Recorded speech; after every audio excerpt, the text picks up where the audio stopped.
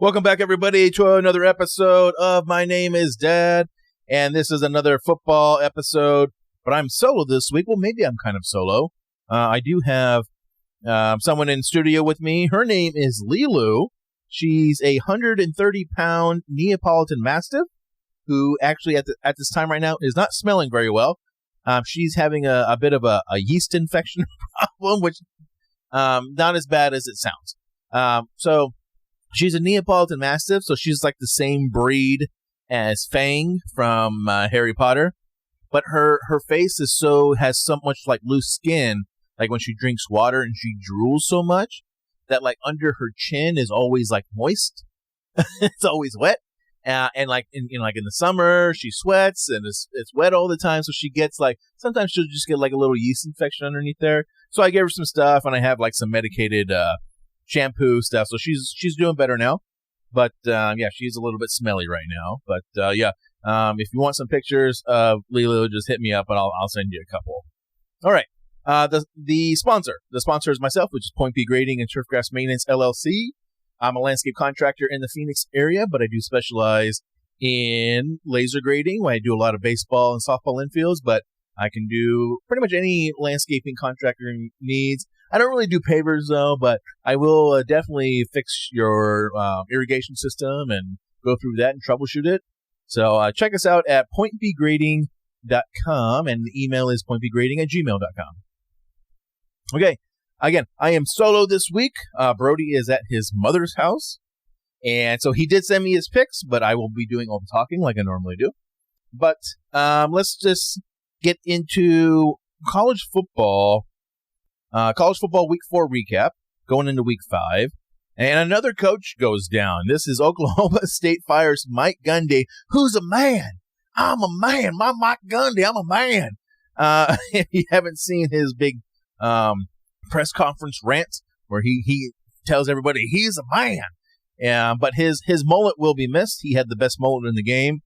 And I think I just think that some of these older coaches who have been around a while, who are unwilling to adapt to the new college football system, it's just the way things are with the transfer portal and NIL money, that they're falling behind. I think another prime example is Alabama. Nick Saban got out. He doesn't like the NIL thing. He doesn't like transfer portal. And you see like Clemson, they're kind of, trying to stay the old mold of recruiting and doing that stuff. And then look how well that's working out for them. But teams who have kept up with the changes and are taking advantage of it are Texas Tech University, my Texas Tech Red Raiders, who just BTA'd Utah. So Texas Tech has dumped a ton of money into the NIL. They have a super billionaire booster member, Cody Campbell, who got a lot of oil money and stuff like that, former alumni at Texas Tech. He has just pumped in money into the system here. But Texas Tech, they're taking advantage of transfers and paying a lot of money for players to come in, not just football. If you notice that Texas Tech was in the College World Series for softball, and they got their star pitcher from Stanford. They paid her like $1 million a year. So that's how college sports is nowadays. You pay to play, and kids are going to transfer and try to get the most money, and coaches have to adjust and adapt to that. Now, the other thing Texas Tech has done, they have a model where they actually have a general manager, okay? Now, this guy his name is James Blanchard. So what his job and his little department does, it used to be that the coaches, the head coach and the position coaches, like the running back coach and wide receiver coach and tight end coach and linebackers coach, they would have to find players to recruit. But Texas Tech, they have a little department. They have a general manager. And this department, they find the players. They ask the coaches, what kind of player do you want? And they say, we want a player this tall, this big, runs this fast, does this, does that, does this. And they find those players and they say, here, and they give them the list. Here are your players that you wanted. Now go recruit them. So it makes it so much easier on the coaches that they can coach, and then they don't have to do that extra work to find players. They just give them the list. So there are a couple of things that are changing. Along with conference realignment, it seems like every couple years. But college football is changing, and you either adapt or you get fired, like Mike Gundy, who's a man. Okay? So some big games this week to watch for, and there are a couple rivalry games too. First one I have here is number 8 Florida State at Virginia, and they play for the Jefferson Epps Trophy. I don't know what that is, but they play for it. We also have another big kind of matchup is number 24 TCU at Arizona State. The Big 12. That's a big 12. That is a good Big 12 matchup with a lot of importance behind it. Again, we have number 21 USC going on the road at number 23 Illinois, who just got BTA'd by Indiana. Another rivalry game, we have Eastern Michigan at Central Michigan. This is kind of like a MAC rivalry conference game, Eastern Michigan, Central Michigan, the Chippewas. So that's another game to kind of watch for. Another big one is number 17 Alabama at number 5 Georgia Bulldogs. Number 4 LSU at number 13 Ole Miss in the Magnolia Bowl. That's what they call that game. And then we got number 1 Ohio State at Washington. Again, Washington is unranked, but they're a good team. I think they're undefeated. And Ohio State's got to go all the way out to Seattle to play this game. So we'll see how that long travel distance works out for them. But that's another big game. We also have New Mexico State at New Mexico in the Rio Grande rivalry. And then San Jose State at Sanford in the Bill Walsh legacy game. Bill Walsh is, big-time person, coached the 49ers, probably coached these two college teams at one point. But Bill Walsh, big-time legacy guy. And then number 6, Oregon at number 3, Penn State. And this isn't really a rivalry game, but this is the Penn State whiteout game, which is going to be insane. They love their whiteout game. Everyone dresses in white. It's a night game. The fans go absolutely crazy. It's going to be a tough one for Oregon to go in there and get a win. Okay, I have Brody's picks here, and we're going to do our cover straight dog. So Brody's first cover pick is Kansas minus 4.5 versus Cincinnati, which I think that's a good pick. Kansas is hot. Kansas is the next kind of big test for Texas Tech in the Big 12. Kansas is riding high, and they can get past Cincinnati, which they probably should, and cover the spread. They're probably going to be ranked coming up here pretty quick. All right, my cover pick is Notre Dame minus 4.5 at Arkansas. Now, I know Notre Dame's going on the road in Arkansas, but Arkansas is a mess right now. They are underperforming. Their coach is about to get fired, and the rumor on the street is one of their old coaches is already trying to put his foot in the door and get his old job back at the University of Arkansas. I think Arkansas is just falling apart. Notre Dame needs a win. They have to keep winning. They're like 1-2 or 2-1. They can't afford another loss. So I think Notre Dame goes to Arkansas and covers the spread and gets the win. Brody's straight up pick is Penn State wins over Oregon. As we talked about, this is a big time. This is going to be a big time game. Oregon going all the way to Penn State. What is it? Is it Happy Valley? And a whiteout game. The whiteout games are crazy. If you can watch this game, stay up, watch this game. The crowd's going to be insane. My straight up pick is LSU at Ole Miss. I just don't like Ole Miss. I know this is a rivalry game, Magnolia Bowl, LSU on the road. I just think LSU is better. I like their quarterback, Nessmeyer. Ole Miss, they just always kind of seem to have a big letdown game, and I'm hoping this is the one. All right?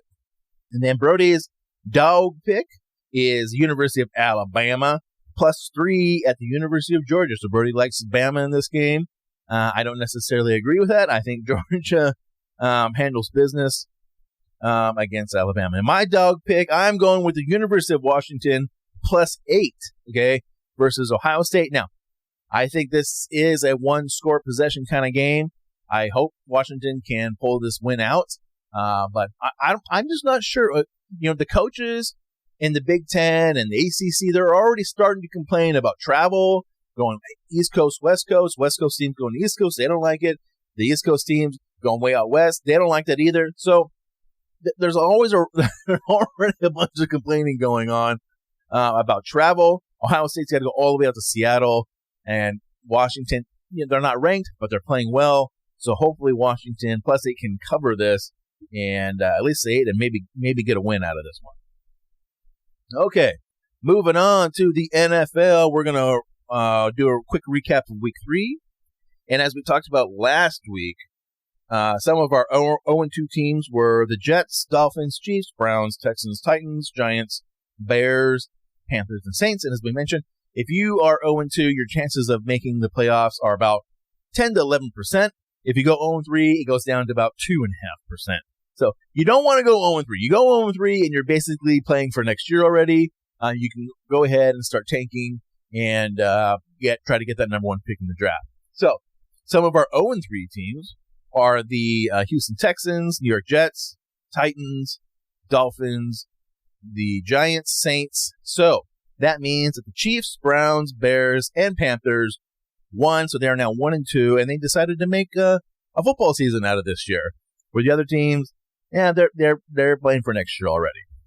So one of the big stories coming out of Week 3 were the crazy endings. There were quite a few crazy games. Again, teams that are 0-2 who are fighting for their life, fighting for a season to play for, are going to have a lot of motivation. They're never going to give up until the end.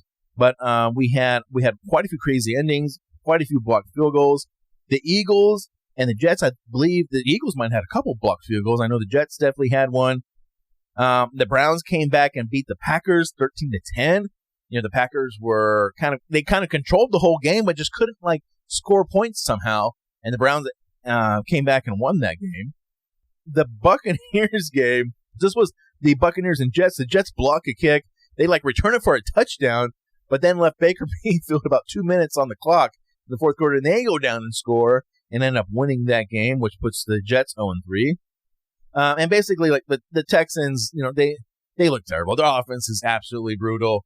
D'Amico Ryans, who took over that team a couple years ago, was not really his team, but every year since he's been there, the team keeps getting worse and worse. I kind of expect D'Amico Ryans or Mike McDonald from Miami Dolphins to be first coach fired here probably next week. Maybe they might have 2 weeks left.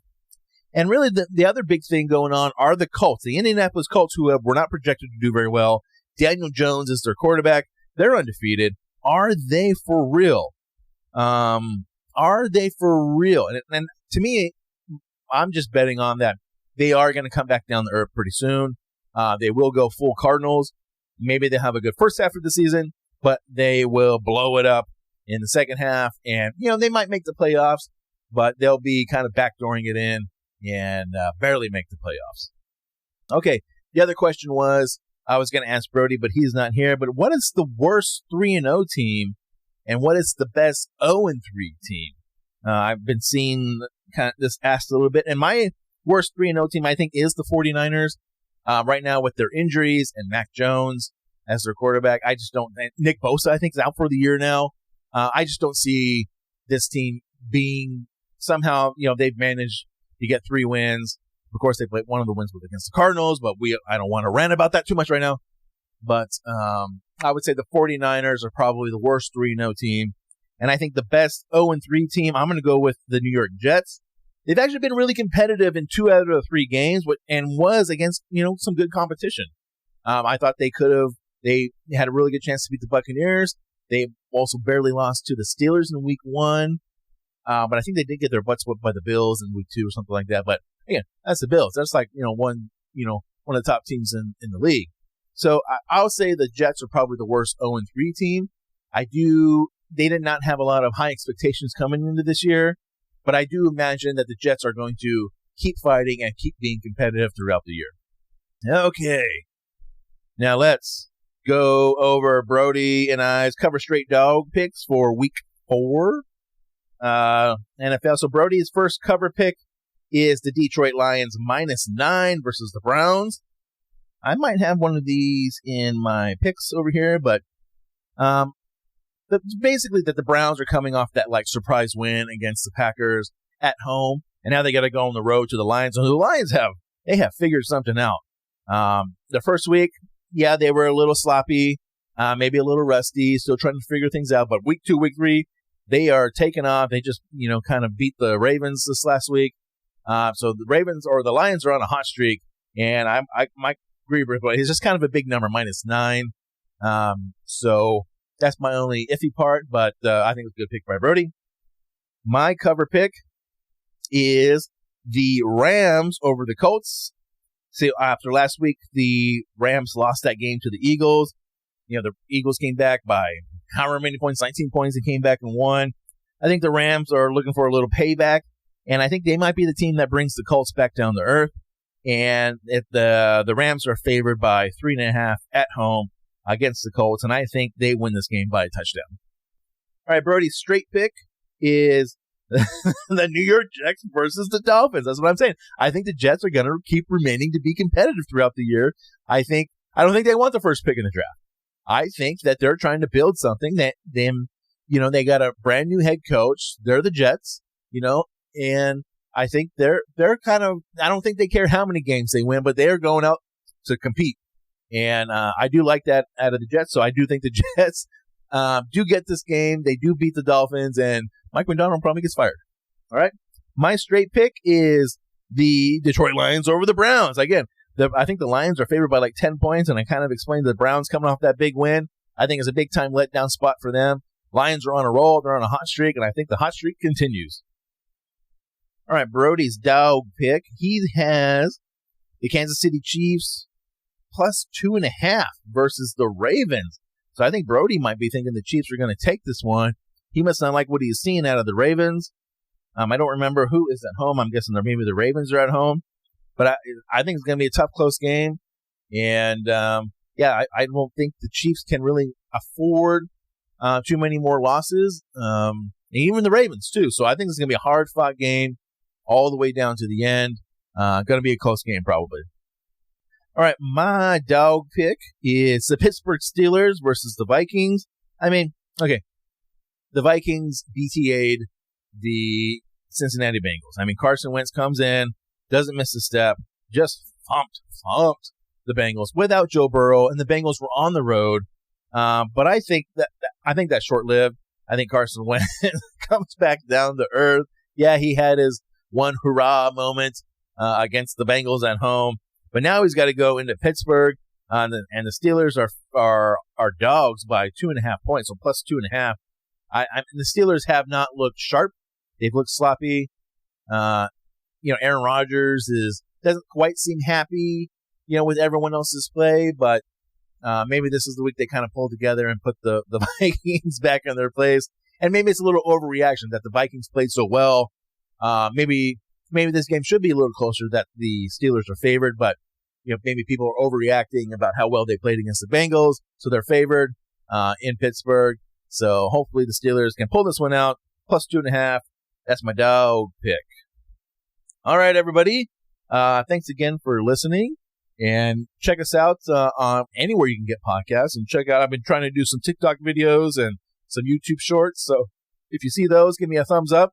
And hey, tell your friends about this podcast, and give us a thumbs up and listen to the other episodes. The other episodes I talk about are just basic episodes about my life, being a father and going through a divorce and doing all those things.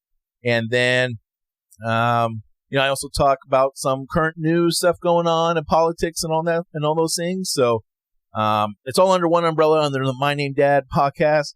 But check us out and subscribe and give us a thumbs up. Thanks for listening.